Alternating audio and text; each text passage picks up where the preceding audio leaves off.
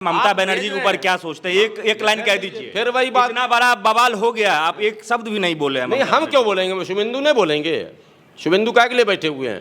वो विपक्ष में है ना भाई, तो वो बोल रहे हैं, आप चलाइए ना उसको भाई, हम क्या बोलेंगे? आप नहीं बोलेंगे, आप सिर्फ ठेका ले चुके हैं मोदी जी अमित शाह के ऊपर बोलने। और जो हिंसा हुआ है उसको भी कोर्ट ने कल उस पर सवाल उठाया। हाँ, हिंसा जो हुआ है वो राज्य का मामला है, ठीक है। उसके लिए आप किसे गलत मानते हैं, सेंट्रल गवर्नमेंट को या फिर बंगाल के ममता बनर्जी सरकार? नहीं, इसमें गलत सही का भी मैं फैसला मत कीजिए ना। आपको लग रहा है कि मोदी जी ने गलत कहा? उन्होंने जो कहा वक्फ बोर्ड अगर यदि सही होता तो मुसलमान युवा जो है पंचर बना करके जीवन यापन नहीं करते। मोदी जी सही होते तो मुसलमान पंचर बनाता। उन्होंने तो कहा था कि एक हाथ में कुरान और एक हाथ में लैपटॉप रहेगा, तो कहाँ गया लैपटॉप? उन्होंने तो एक हाथ में तलवार देके एक को मेरे सामने खड़ा कर दिया।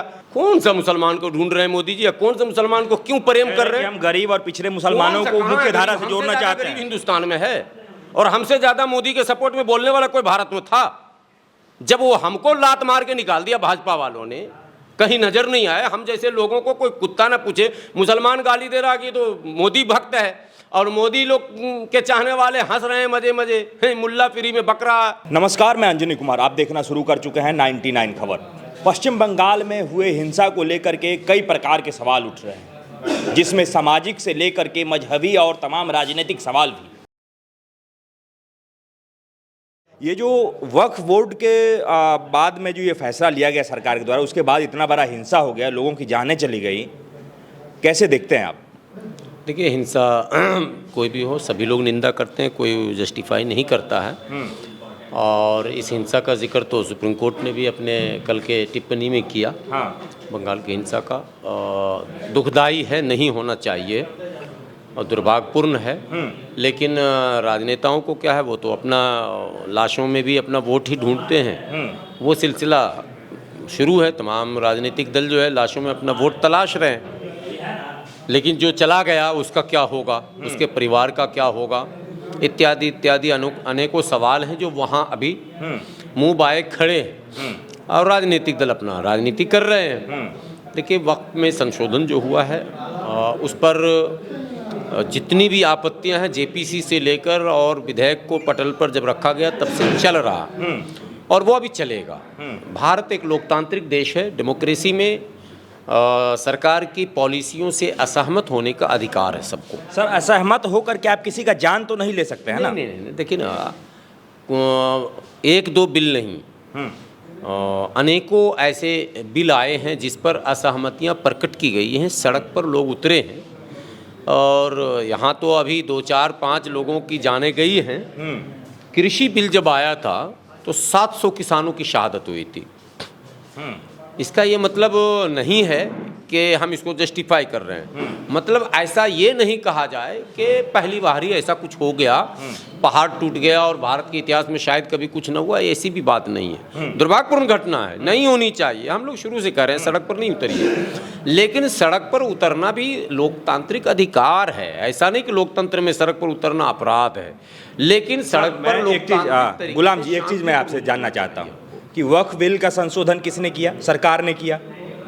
तो इसका खामियाजा हिंदुओं को क्यों भुगतना पड़े? सर, बंगाल जैसे प्रांत में कौन मारा गया? सर, वहाँ पे कौन मारा गया? किसके घर जलाए गए? कौन वहाँ से पलायन करने पे मजबूर हो रहा है? मैं बस इतना जानना चाहता हूँ। और आप चूंकि बराबर सत्य की बात को लेकर के मीडिया में बने रहते हैं, इसलिए मैं आपसे बात भी करने आया।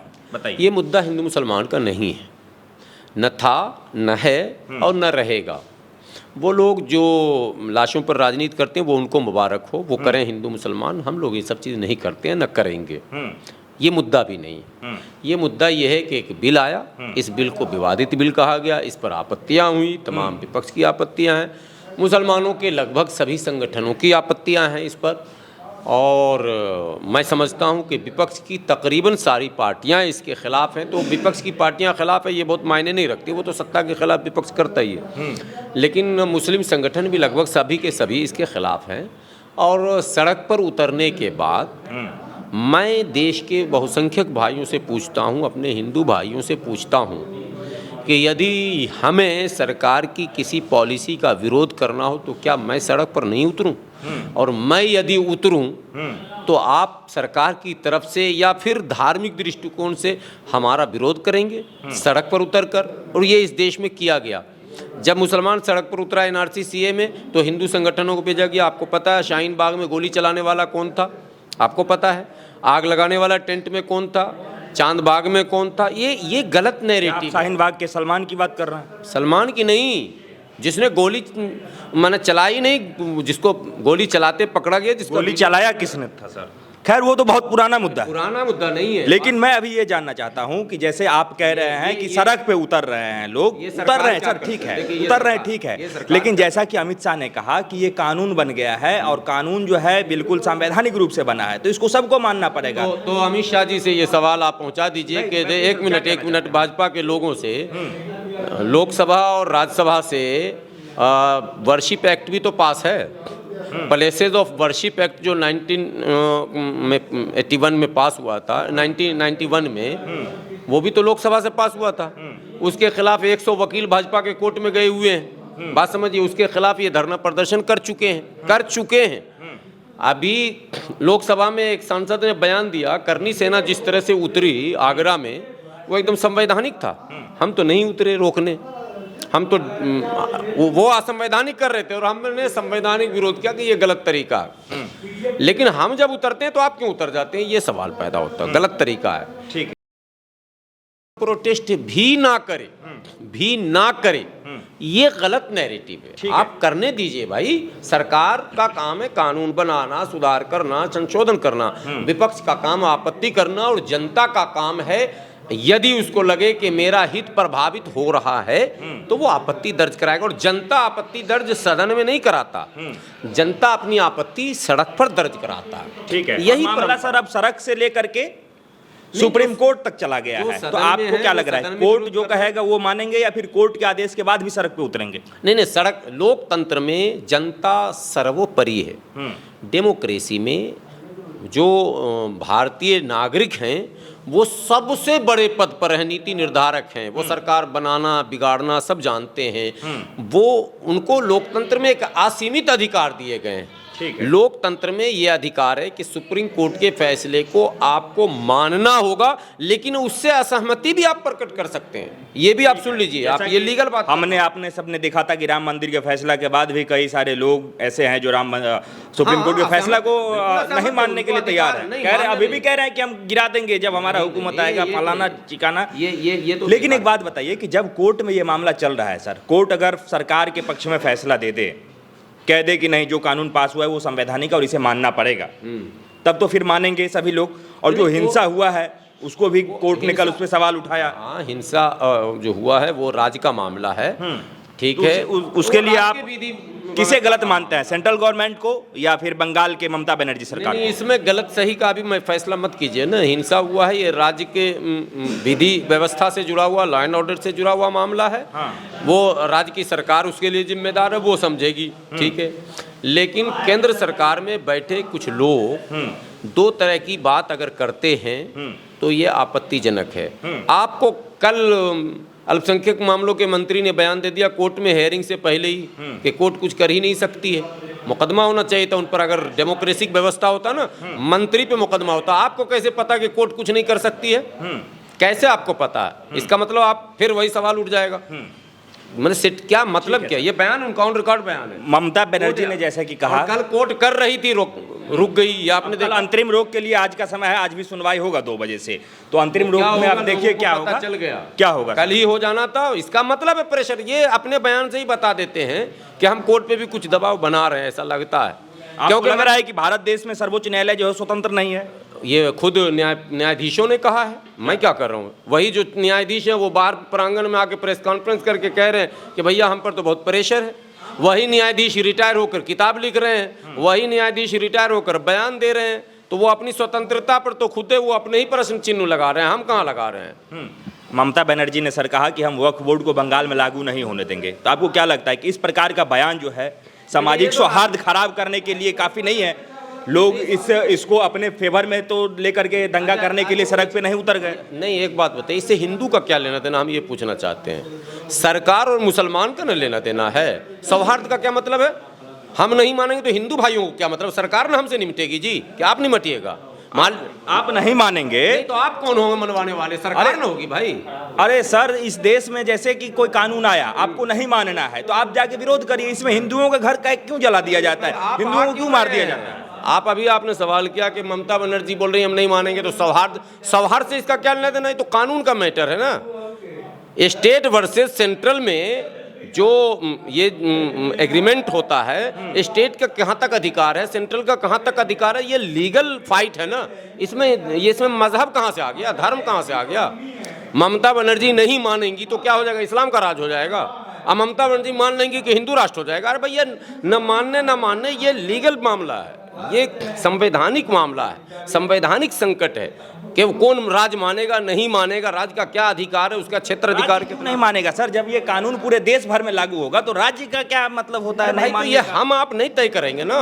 आपको पता है कि राज्य के क्या अधिकार हैं, केंद्र के क्या अधिकार हैं, वो तो बैठे हुए वहाँ विधि विशेषज्ञ कानून मंत्री कर लेना अरेस्ट ममता बनर्जी को देशद्रोह के मुकदमा में, तब हम समझें, कर लें। आप हमको मुसलमान को क्यों इसमें घसीट रहे हैं? इससे मुसलमान हिंदू मत कीजिए ना। ये हिंदू मुसलमान का मुद्दा नहीं है भाई मेरे, ये कानूनी पेचीदगी है, समझिए इसको। और इस कानूनी पेचीदगी में फंसाकर आप मुख्य मुद्दे से देश को हटा रहे हैं, मुख्य मुद्दे से आप भगा रहे हैं, और आप क्या कहते हैं, बात बात पर सेंटर पॉइंट पे धर्म को लेके आ जा रहे हैं, और देश के हिंदुओं को ये संदेश दे रहे हैं कि वक्फ जो है वो हिंदुत्व को समाप्त कर देगा। वक्फ तो कई 100 वर्षों से है। आप वक्फ के बीच में औरंगजेब को भी उठा के ला रहे हैं, वक्फ के बीच में आप उसको लेके आ रहे हैं कि आपका महाराणा सांगा भी आ गए, और आप तो बहुत कुछ आ गए। अच्छा हुआ, जो कुछ आप लाएंगे आप खुद ही उसमें फंसेंगे। बेगूसराय जिला का मैं रहने वाला हूँ, इसी बिहार का, सब लोग जानते हैं। अब बेगूसराय में 2-3 को जो मठ है ना, मठ 3 मठ है, उस 3 मठ में जितनी जमीन है पूरे बिहार में वक्फ बोर्ड के पास उतनी जमीन नहीं है। कोई चर्चा हम लोगों ने किया? अब लगाएंगे RTI सबके। जब आप कानून छेड़ोगे तो दुनिया इसी में भागेगी। तो मंदिर तो सर अपना चंदा देता है सरकार को। किसको देता है? सरकार में जाता है सभी मंदिर? कहीं नहीं जाता, सब हमको पता है, कहीं कुछ नहीं जाता है। सरकार को चंदा देता वक्फ बोर्ड तो पूरे का पूरा सरकार का, उसमें हमारा क्या है? वक्फ बोर्ड आज तक सरकार के अधीन है। वक्फ बोर्ड का चेयरमैन कौन है अभी बिहार में? कौन है? इरशादुल्ला 15 साल से हैं नीतीश कुमार के। इससे जब नीतीश कुमार की सरकार नहीं थी, अभी दिल्ली बता दे रहा हूँ, वक्फ बोर्ड में केजरीवाल की सरकार में कौन थे? अमानतुल्ला। अब कौन है? अब चेयरमैन कौन है? अब भाजपा के नेता बनेंगे, बन भी गए होंगे, क्या पता। जितने आयोग होते हैं और जितने बोर्ड होते हैं, जितने निगम होते हैं, वो सरकार के अधीन होते हैं। लेकिन देश के हिंदू भाइयों को इस भारतीय जनता पार्टी के लोगों ने गलत समझाया, और ये समझाया कि ये जो है मुसलमान चलाता है, मुसलमान ये करता है, लूटता है। मोदी जी ने कहा पंचर में, तो मोदी जी ने 12 साल में किस पसमानदा को दे दिया वक्फ की जमीन उठाकर? किसको बसा दिया? आपको लग रहा है कि मोदी जी ने गलत कहा? उन्होंने जो कहा तो कि वक्फ बोर्ड अगर यदि सही होता तो मुसलमान युवा जो है पंचर बना करके जीवन यापन नहीं करते। मोदी जी सही होते तो मुसलमान पंचर बनाता। उन्होंने तो कहा था कि एक हाथ में कुरान और एक हाथ में लैपटॉप रहेगा। तो कहाँ गया लैपटॉप? उन्होंने तो एक हाथ में तलवार दे के एक को मेरे सामने खड़ा कर दिया। मोदी जी को नहीं पता करनी सेना क्या कर रही है, मोदी जी को पता नहीं बजरंग दल क्या कर रहा, मोदी जी को पता नहीं कि गौरक्षा दल के नाम पर क्या हो रहा। मोदी जी को मिश्रा जी, दुबे जी, चौबे जी रोज गांव काटते हुए पकड़े जा रहे हैं, उत्तर प्रदेश में पकड़े जा रहे हैं, नहीं पता है। मोदी जी जो चंदा ले रहे हैं वो उनको नहीं पता है। सारा मामला वही खराब कर रहे हैं और भाषण दे रहे हैं कि अगर वक्फ सही होता है। आप सही होते तो हम लोग यहाँ नहीं होते, हम लोग का उत्थान हो गया होता, हम लोग तो आपसे जुड़ने के प्लान में थे। आपने कहा सब मुसलमान को लात मार के आपने भगाया, आपने कहा नहीं सिर्फ हिंदू मुसलमान करके ही हमारी गाड़ी चल रही, तुम्हारी क्या जरूरत है, तुम जहां हो वहीं रहो। यही संदेश दिया गया। अल्पसंख्यक आयोग में मुसलमान चेयरमैन रहता था, ये परंपरा थी। भाई अल्पसंख्यकों का बड़ा समूह मुसलमान है, जो आयोग में मेंबर भी होते हैं, सदस्य भी होते हैं। मोदी जी ने तमाम आयोग के अध्यक्ष, सदस्य, मेंबर, अल्पसंख्यक मामलों के मंत्री, जो नकवी साहब बेचारा मुसलमान धर्म भी छोड़ चुके, वो पूरी तरह से हिंदू भी हो चुके, शादी ब्याह करके बस अब तक उनके घर के सामने गणेश जी की तस्वीर है, घर के गेट पर सिर्फ नाम मुख्तार अब्बास नकवी है, वो उनको बर्दाश्त नहीं हो रहा, उनको भी उठा के फेंक दिए। कम से कम अल्पसंख्यक मामलों के मंत्री बना लेते। शाहनवाज हुसैन बेचारे आधा धर्म छोड़े हुए हैं, फिर भी उन्होंने स्वीकार नहीं किया, उसको भी उठा के भगा दिया। तो किसकी बात आप कर रहे हैं? डिसाइड करते हैं कि कोई मुसलमान जो है हिंदू धर्म या सनातन के मंत्री कौन है? कौन है अभी? इससे पहले कौन थे और अब कौन है? अभी किरण है। इससे पहले कौन थे? जो राहुल गांधी से जीत के आई थी, क्या नाम है उनका? अरे भाई महिला जो अमेठी से जीत के आई थी, चर्चों से खत्म हो गई आजकल। मैं ये है ना, वो थी। तो मुसलमान को ये अल्पसंख्यक मामलों का मंत्री नहीं बनाया। अब आ जाइए अल्पसंख्यक आयोग, ये तो मंत्रालय हो गया। आयोग के अध्यक्ष हैं इकबाल सिंह लालपुरा। कौन सा मुसलमान को ढूंढ रहे हैं मोदी जी, या कौन सा मुसलमान को क्यों प्रेम कर रहे हैं? हम गरीब और पिछड़े मुसलमानों को मुख्य धारा से जोड़ना चाहते हैं। हिंदुस्तान में है, और हमसे ज्यादा मोदी के सपोर्ट में बोलने वाला कोई भारत में था? जब वो हमको लात मार के निकाल दिया भाजपा वालों ने, कहीं नजर नहीं आया। हम जैसे लोगों को कोई कुत्ता ना पूछे, मुसलमान गाली दे रहा कि तो मोदी भक्त है, और मोदी लोग के चाहने वाले हंस रहे हैं मजे मजे, मुल्ला फ्री में बकरा। ये बेकार, बिल्कुल पूरे देश का सत्यानाश कर दिया, बेड़ा गर्क कर दिया मोदी जी ने। हिंदू मुस्लिम के नाम पर इस देश को बिल्कुल बांट कर रख दिया है। और सारे भाजपा के लोग कब्रिस्तान में नमाज पढ़ लो, शमशान में, क्या बकवास कर रहे हो यार? ये मुद्दा है देश का। आपके सहयोगी आपको कह रहे हैं, चिराग पासवान का बयान आया, सारे नॉन इशू को आप इशू बनाते चले जा रहे हैं, इशू को छोड़कर। इसलिए हम लोग सीधी बात जानते हैं, रोजी रोटी, पढ़ाई लिखाई, दवाई कमाई पर जो बात करेगा उसके साथ खड़े होंगे। जो प्यार की बात करेगा, प्रेम की बात करेगा, उसके साथ खड़े होंगे। जो नफरत की बात करेगा, वो चाहे कोई भी पार्टी का नेता हो, देश का नेता हो, समाज का नेता हो, हम उसको कुछ नहीं मानने के लिए तैयार। हम नेता नहीं मानते वैसे लोगों को जो नफरत की बात करता है। आप खुद को नेता मानते हैं कि नहीं? आप खुद को नेता? हम लोग सोशल एक्टिविस्ट। नेता होते तो मैदान में ना होते, MP MLA नहीं होते। नेता तो वही चल रही है। कहाँ तैयारी चल रही? आज तक आप देखें हमको किसी दल में जो है टिकट मांगने के लिए लाइन में खड़े हैं? पद यात्रा वगैरह आजकल चल रहा है। वो तो हम लोग समाज को जगाने के लिए सब दिन करते हैं। दिल्ली में भी करते रहते हैं, उत्तर प्रदेश में भी करते हैं, बिहार में भी कर रहे हैं। समाज को नहीं जगाएंगे, समाज ही तो बदलाव लाएगा ना। एक नेता से थोड़ा होता है। नेता जो पॉलिटिकल पार्टियों के पीछे दरबारी लाल की तरह घूमेगा वो बदलाव नहीं ला सकता। बदलाव लाने के लिए आपको समाज के बीच जाना होगा, समाज को समझना होगा। समाज की तरफ से ये आवाज़ आ रही है कि भैया हम धर्म के चक्कर में बहुत परेशान हैं। गाय काट रहा मिश्रा जी, फंस रहा मुल्ला जी, मैं कारोबार कर रहा, क्या कहते हैं, लोनी का विधायक, और मुर्गी काटने वाला मियाँ से ले रहा पैसा। लोनी का विधायक करोड़ रुपया वसूलता है वहाँ। क्या आप नंदकिशोर गुर्जर की बात? यस, मैं ऑन रिकॉर्ड बोलो तो रिकॉर्ड तक दिखा दूं, लेकिन कौन कार्रवाई करे? किसको दिखाओगे? कौन देख रहा है? कौन देख रहा है? सारे मैंने बीफ के कारोबारी से, बुफेलो भैंस का कारोबार, वहाँ तो भैंस का मामला है, उस कारोबारियों से, मुर्गा वाले से, बकरा वाले से, मछली बेचने वालों से पैसा वसूलता। और ये जो नया नया चला ना आजकल, दिल्ली में भी पैदा हुआ नेगी, ये पैसा वसूलने के लिए। अब वही वो बाबा जो अभी पैदा नए आए हैं, 1.5 आंख वाले, पैसा वसूलने के चक्कर में अगर ये नमक खाओ, पहले तो वो फिनाइल आए बेचने, बोले ये फिनाइल जो है फिनाइल नहीं है, गौनाइल है, और फिनाइल खरीदें और गौ कटने से बचाएं। लो एक मिनट, 25 लाख साल पुराना नमक लाया हूं मैं पहाड़ से। कैसे बाबा चढ़े थे तो खैर नहीं देखा, लेकिन उसमें एक्सपायरी डेट लिखा हुआ। जब 25 लाख पुराना आप ले आए उठा के, तब एक्सपायर क्यों हो रहा? ये अजीब अजीब धंधा, और लोग उसी में घुमे हुए। अभी शरबत पे उन्होंने कह दिया कि वो शरबत पियोगे तो मदरसा बनेगा, ये शरबत बनोगे तो पियोगे तो हिंदू, तो ये हाँ तो गुरुकुल। तो किसको? ये सब सेंटीमेंट से खेल के अपना कारोबार कर रहे हैं। सारा व्यापारी सामने आ गया। सारा कारोबार बीफ का जितना भी अल कबीर से लेके जितनी कंपनी है, सारे हिंदुओं और ब्राह्मणों की है।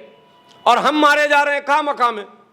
मॉब लिंचिंग हो रही है, तबरेज की मॉब लिंचिंग हो रही है, अखलाक की मॉब लिंचिंग हो रही है, जुनैद की मॉब लिंचिंग हो रही है, पहलू खान की मॉब लिंचिंग हो रही है, क्या कहते हैं अभी बिलोरो में जो दोनों भाई को जला दिया आप, उसकी। ये मुद्दा है भाई। देश के हिंदू भाइयों को ये समझना है कि खेल फिरकी ले रहा कोई। हिंदू भाई पूछ रहे हैं कि देश के बाहर बांग्लादेश में भी हम सुरक्षित नहीं है। जब वहाँ पीटा गया तो यहाँ से कोई सवाल नहीं उठाया। जब वहाँ पे आप सर सुन लीजिए, जब सर पहले बात तो सुन लीजिए, पहले पूरे सवाल तो पहले एक सवाल तो सुन लीजिए। अरे वीडियो छोड़िए ना, पहले मेरा सवाल तो सुन लीजिए। सर मैं समझ रहा हूँ कि लोग आपको सुनते हैं। मेरा सवाल ये है सर, मेरा सवाल ये है कि गाजा में जब जो कुछ होता है तो यहाँ देश के मुसलमान सड़क पर निकल जाते हैं, कहते हैं कि वहाँ पे मानवता की रक्षा नहीं हो रही है। मानवता कैसे बचेगा? तो क्या बांग्लादेश और अपना पश्चिम बंगाल में मानवता आज संसार नहीं हो रही है? कैसे? आप गाजा से उदाहरण कर रहे हैं बांग्लादेश का, तो आप गाजा में जो हो रहा था आप नहीं देखे? भारत देश में सड़क पर मुसलमान उतर रहे थे। तो बांग्लादेश और फिर पश्चिम बंगाल के लिए सड़क पर मुसलमान क्यों नहीं उतर सकते? कैसे करते हैं आप लोग यार, समझ में नहीं आता ये चीज। गाजा और बांग्लादेश कुछ आप समझ रहे हैं क्या बोलने आप जा रहे हैं? बांग्लादेश में बांग्लादेश की सरकार है, बांग्लादेश की फौज है, बांग्लादेश में लोग हैं, बांग्लादेश में पॉलिटिकल क्राइसिस में ये सब कुछ हुआ जो भी हुआ। और एकाध 2 मंदिरों पर हमले हुए जिसके प्रोटेक्शन के लिए वहां के मुस्लिम संगठन भी उतरे, वो वीडियो भी आया, और फिर सरकार ने सेना के आतंकी के लिए यहाँ पे सड़क पे लोग क्यों उतर जाते हैं? कौन आतंकी है? कहाँ पर आतंकी है? तो क्या वो शिविर लगा करके लोगों की भलाई कर रहे थे गाजा में? कौन शिविर लगा? आपको ज्ञान ही नहीं, पढ़ के आइए आप। सर मैं पूरा पढ़ा, आप चला ही नहीं पाइएगा। आप जवाब ही नहीं दे रहे हैं। अरे आप हिंदू भाइयों के दिमाग में खुरापात भर रहे हैं आप लोग चैनल के जरिए से, और यही खुरापात देश को नुकसान कर रहा है। गाजा एक देश है, फिलिस्तीन उसका नाम है, जो आपसे पुराना है, पहले समझिए। अब कहाँ भटकार जो रहे ना सर, इस्राइल का पक्ष ले रहे हैं ना, जो इस्राइल का, मैंने कहा कि इजराइल का पक्ष बिल्कुल ले रहे हैं। आप गाजा गए क्यों? अपना देश छोड़ के गाजा भाग रहे हैं। आप पहले आप यहाँ से चले बांग्लादेश, आपको बांग्लादेश, आप अपना देश छोड़ करके गाजा होते हुए कहीं कहीं 57 इस्लामिक का बात करते हैं, 57 इस्लामिक देश घुमाते हैं सर। खैर वही हिंदू भाई ये पूछ रहे हैं कि सर यहाँ के लिए मुसलमान क्यों नहीं उतरेंगे सड़क पे?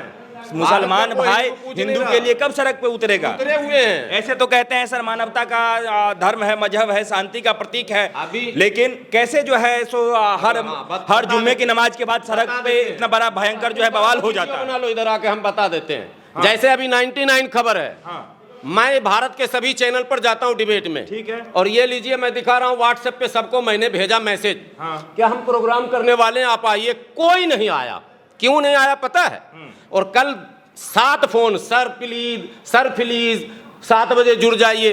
हिंदू मुस्लिम करने के लिए तुम मौलाना को पकड़ के लाओगे और मुद्दे पर नहीं आओगे। तुम्हारा एजेंडा है, तुम इस देश को बर्बाद करना चाहते हो। इसलिए मैं आपसे भी कहता हूं, भगवान के लिए ऐसा मत कीजिए, कुछ मानवता के लिए काम कीजिए। आपके एजेंडे में होता जहां मसाला मिल जाए ना हिंदू मुसलमान का, वहां हम जाकर चला देंगे तो चल जाएगा। अरे भाई, देश के लोगों, प्यार मोहब्बत की बात करने वालों को भी चला दिया करो। जो भाईचारा की बात करता है उसके, भाईचारा कहाँ से रहा? चारा तो फल्लालू खा गए, भाई तो बंबई में रहता है। क्या कर रहे हो यार? कहाँ जा रहे हो? धर्म पर बात करने में ना बहुत मजा आता है, और धर्म पर चूंकि भावनाओं से जुड़ा होता है, और भावनाएं जहाँ भड़की वहाँ सबको पता है कि इधर जाएंगे तो हमको वोट मिल जाएगा। इधर बस उन भावनाओं को समेटने वाली टीम खड़ी है, भड़काने वाली टीम खड़ी और समेटने वाली टीम खड़ी, और यही हो रहा है यहाँ। एक भड़काने वाली टीम है, एक समेटने वाली टीम है। अरे इससे नहीं होगा देश का भला। ये जो अभी बेरोजगारी कहाँ है देश में? बेरोजगारी तो अभी हमने प्रेस कॉन्फ्रेंस में देखा। बेरोजगारी देखनी है आपको, जाके कनॉट पैलेस में देख लीजिए। बेरोजगारी देखनी है, भटक रहा नौजवान MA BA करके, एक तो माइक खरीद के भटक रहा लोग। वो बैटरी रिक्शा आफत बन चुका है दिल्ली के लिए, बैटरी रिक्शा। बेरोजगारी, लोग खरीद रहा, 2 लाख में बैटरी रिक्शा खरीद रहा, और वो 2 लाख कमाने से पहले दम तोड़ दे रहा, या तो बीमारी पड़ जा रहा है वो। आप पत्रकारों को कह रहे हैं कि बेरोजगारी के कारण बन रहा है। एक बार बैटरी रिक्शा मैं आपको बता दूं ना सर, पत्रकारिता जो है ना वो एक सामाजिक जिम्मेदारी है, हर कोई कर सकता है। मैं कटाक्ष नहीं कर रहा हूँ। नहीं, आपका बात वही था, आपका बात वही था कि मैं भी जो माइक लेकर के आपके पास आ गया तो आप कह रहे हैं कि बेरोजगार है। मैं चांदनी चौक तो आप सर ऐसे कहेंगे ना सर, तो इससे दिक्कत हो जाएगा। चांदनी चौक पे 20 पत्रकार, जंतर मंतर पे 20 पत्रकार, क्या कहते हैं, कनॉट पैलेस पे डेरा डाले रहेंगे। ये इसलिए है कि उनसे पूछिए डिग्री, और मास कम्युनिकेशन भी नहीं किया, तब भी ये काम करना शुरू कर दिया, चूंकि वो आर्टिकल 19 के अंदर ये मिल गया। सच्चाई को समझिए, बेरोजगारी चरम सीमा पर है, सरकारी नौकरियां खत्म कर दी गई हैं, आरक्षण लूट लिया गया है। न वो 22% है, न 27% है। नौकरियां ने तो आरक्षण कहां से मिलेगा?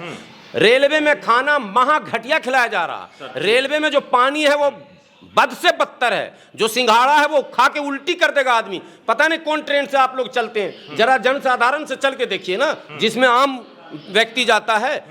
ये क्वालिटी आज तक आप सुधार नहीं पाए। एक समोसा सही नहीं दे पाए, एक पानी सही नहीं दे पाए, एक लैट्रिन। भगवान कसम खा रहा हूं, अल्लाह कसम, मैं जितने बार आया हूं दिल्ली से पटना आते आते लैट्रिन छलकने लग गया ऊपर से भर के, ओवरफ्लो। लैट्रिन तक साफ आप नहीं करवा पा रहे हैं ट्रेन का, और कह रहे हैं निजीकरण। आपको कम से कम देश के लिए बोलना चाहिए था साहब। अफसोस है कि आप लोग देश के लिए नहीं बोलते हैं। हम सब लोग देश के लिए ही बोलते हैं। आप भी कह रहे हैं कि आप भी देश के लिए ही बोल रहे हैं। एक बात सर मैं आपसे जानना, घूम रहा रेलवे कहाँ घूम रहा है? लीजिए, यही घूम रहा, हाथ कंगन को आरसी क्या। हम यही तो पूछना चाह रहे थे। इस पत्रकारिता को सर आप धर्म दिखाइएगा ना, हम ये दिखाएंगे। पहले से व्यवस्था उच्चतम हुआ है कि नहीं हुआ? महाबत्तर। मैं पोल चला दूंगा कि ट्रेन का व्यवस्था जो है वो पहले से अच्छा है, खराब है। आप देख लीजिएगा मेरे चैनल पर, मैं पोल चला दूंगा। पुराना वीडियो दिखाइए और नया वीडियो दिखाइए। संपूर्ण क्रांति एक्सप्रेस कब से चल रही है?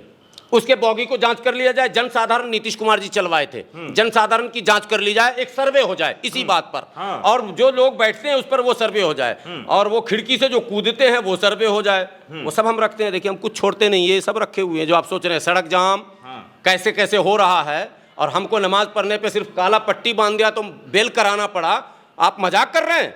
आप पूरे आगरा को जाम कर दें तो ड्रामा आपका चले, और हम नमाज पढ़ने के लिए अगर सड़क पर काली पट्टी करेंगे तो मुकदमा और पासपोर्ट और वीजा और क्या क्या ड्रामा इस देश में आप लोग कर रहे हैं। ये सब मैं फोटो रखता हूँ। सर, मैं समझ गया। मैं फोटो, ठीक है, इसलिए आप लोगों से फिर मैं विनती करता हूं। सर, विनती आपसे है कि थोड़ा मत घुमाइए। गाजा नहीं घुमा रहे हैं जितना सर, गाजा में वहाँ घुस- लोग गाजा छोड़ के भाग रहे हैं, मैं आपको क्यों घुमाऊंगा? गाजा में जितना भारत देश से बम- सुरक्षित सुनिए, कोई देश गाजा है? में जितना बम गिरा है ना, हाँ। उतना बम अगर बांग्लादेश में गिरता तो बांग्लादेश मिट्टी में मिल जाता, पानी में मिल जाता।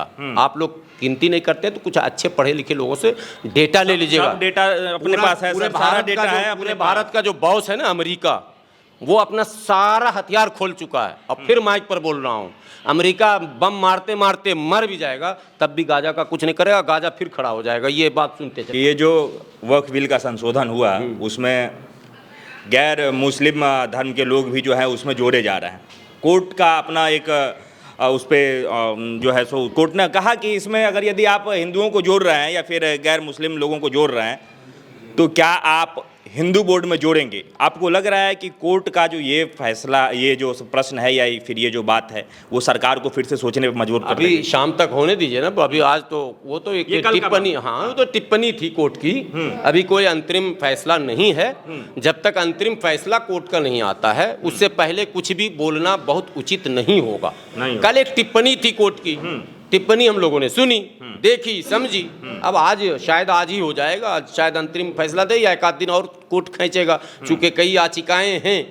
ठीक है, तो कोर्ट ने ये कहा है कि भाई इतनों को सुनना संभव नहीं है, हमको एक शॉर्ट जो है कोर्ट में बता दीजिए। तो वो सारी बातें चल रही है और खुद चीफ जस्टिस इसको सुन रहे हैं। तो आज हमको लगता है 4-5 बजे तक का हम लोग को इंतजार करना चाहिए, और जो भी फाइनल टिप्पणी होगा उसके बाद हम लोग अपनी बात रखेंगे तो ज़्यादा उचित रहेगा, शब्द भी अच्छे रहेंगे। अभी समय से पहले ठीक नहीं है कहना। बंगाल के जो हालात हैं वो सुधरने का नाम नहीं ले रहे हैं, तो कई लोग आग्रह कर रहे हैं कि जब आपका पदयात्रा चल रहा है तो थोड़ा सा बंगाल के तरफ भी एक बार हो आते हैं, सबको समझा देते काम हैं। हो रहा, हमारे बंगाल के प्रदेश अध्यक्ष भी हमारे कार्यक्रम में रहेंगे। क्या काम हो रहा है सर? और फिर वही बात, क्या काम, जब सरकार क्या कर रही है अगर हम पूछ लें।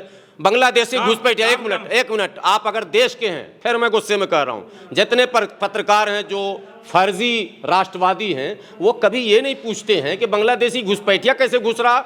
बीएसएफ आपकी है ना, अमित शाह जी की बीएसएफ है ना, सीआईएसएफ आपकी है ना, आर्मी आपकी है ना, कि वो भी ममता बनर्जी का है, फिर कैसे घुस रहा?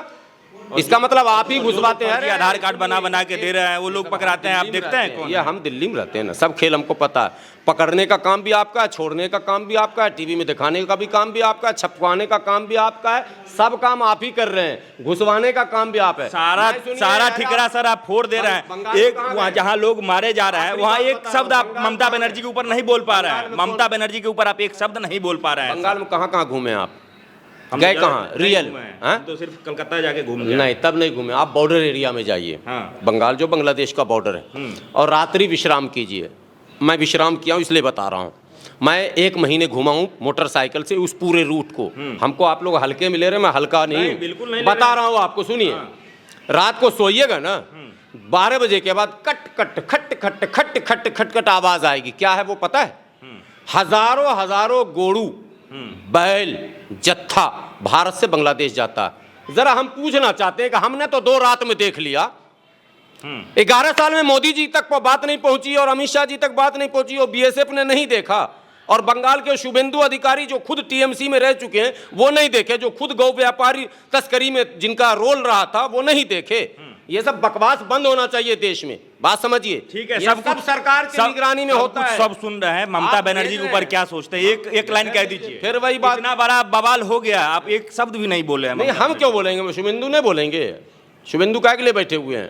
वो विपक्ष में है ना भाई, तो वो बोल रहे हैं, आप चलाइए ना उसको भाई। हम क्या बोलेंगे? आप नहीं बोलेंगे। आप सिर्फ ठेका ले चुके हैं मोदी जी अमित शाह के ऊपर बोलने के। नहीं, आप जैसे आपने ठेका ले लिया कि ममता को मुसलमान का पक्षधर दिखाना, वो लॉ एंड ऑर्डर की बात नहीं करते हैं आप। आप ममता मीन्स मुसलमान बोल देते हैं, इसलिए हम बोलते ही नहीं ममता के बारे में कुछ, चूंकि हम बोलेंगे तो आप कहेंगे मुसलमान। ममता खुद ब्राह्मण है, आप तो दोनों हाथ में लड्डू रखे हुए हैं, पेड़ रहे हैं हमको, ठीक है, इधर भी ब्राह्मण इधर भी ब्राह्मण, हम जाएं तो जाएं कहाँ, हमको तो घेर के रख लिया। समझिए ना, बनर्जी, चटर्जी, मुखर्जी, मुखोपाध्याय, बंदोपाध्याय, उठोपाध्याय, बैठ उपाध्याय, सब तो वही है, पूरा विपक्ष से लेकर पक्ष तक। हम कहाँ पर हैं? 30% हमारी आबादी है। एगो फिरहाद हकीम को तो आप झेल नहीं पा रहे हैं, रोज उस पर मुकदमे कर रहे हैं। हमें होना चाहिए 30% वहां पर। किस राजनीति में? ममता की राजनीति में हम 30% हैं। ये सब बेकार। चलिए खैर, एक आखिरी सवाल है सर, मिल्लत बचाओ और मुल्क बचाओ जो आप एक आखिरी पाए जो शुरू में आपको लेना था, नहीं उसको आखिरी में नहीं आते ठीक हैं। है, तो इसका क्या प्रयोजन है, क्यों करना चाह रहे हैं इस प्रकार का आयोजन आप? वो तो बता ही दिया हमने प्रेस आप हमारे कॉन्फ्रेंस में। से बाहर है, मुझे पता है ना, इसलिए इस पर इसी वीडियो में जुड़ा रहेगा, ये हैं? नहीं हटेगा। अरे हमने कईयों को दे के देख लिया। अरे कईयों को आप अंजनी झा को बाइट नहीं दिया है ना। लोग क्या करते हैं, उनके मतलब का मीठा मीठा गप गप, कड़वा कड़वा थू थू। यूट्यूब चैनल को पहले सब बोलिएगा तो हमको हटाना ही पड़ेगा। सुनिए, पहले टीवी चैनल को कहा गया गोदी मीडिया, अब जब यूट्यूब चैनल को हम लोगों ने देखा तो देखा पक्षपाती हो गया। एक लेफ्ट को दिखा रहा है, एक राइट को दिखा रहा है, एक बहुजन को दिखा रहा है, एक मुस्लिम को दिखा रहा है। अरे क्या कर रहे हो भाई, कौन सी पत्रकारिता ये? क्यों नहीं सच को सच और झूठ को झूठ करते हैं? सर वीडियो ज्यादा लंबा। तो इसलिए मैं, आप देख रहे हैं लिखा हुआ, दंगे फसाद की राजनीति से मुल्क को निकालने के लिए, प्यार मोहब्बत, आपस में मेल मिलाप, दूरियों को पाटने के लिए, प्यार मोहब्बत को बढ़ाने के लिए और अल्पसंख्यकों को कानूनी सुरक्षा प्रदान कराने के लिए ये कॉन्फ्रेंस हम लोगों का 20 अप्रैल को बापू सभागार में है। ठीक, बहुत बहुत धन्यवाद।